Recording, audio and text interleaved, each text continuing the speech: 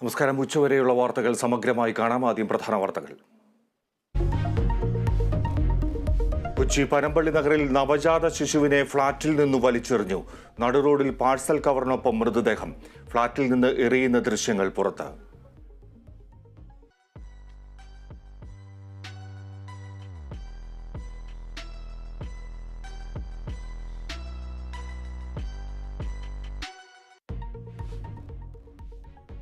സമീപത്തെ ഫ്ളാറ്റിലെ 23-കാരി കുറ്റം സമ്മതിച്ചെന്ന് പോലീസ്.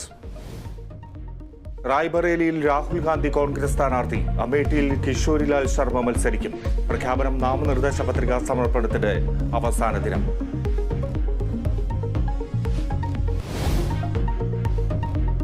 മാസപ്പടി കേസിൽ മാത്യു കുഴൽനാടനെതിരെ കോടതി. തെളിവുകളില്ലാത്ത ആവശ്യവുമായി എന്തിനാണ് വന്നതെന്ന് ചോദ്യം.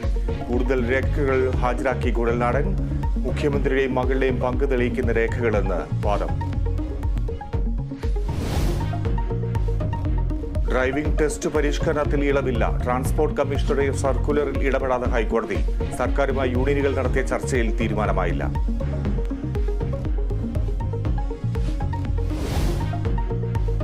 വേനൽ ചൂടിൽ വെന്തുരുകി കേരളം. 4 ജില്ലകളിൽ ഉഷ്ണതരംഗത്തിന് സാധ്യത. മെയ് 6 വരെ താപനില ഉയരുമെന്ന് കേന്ദ്ര കാലാവസ്ഥാ വകുപ്പ്. വൈദ്യുതി ഉപഭോഗം വീണ്ടും റെക്കോർഡിൽ.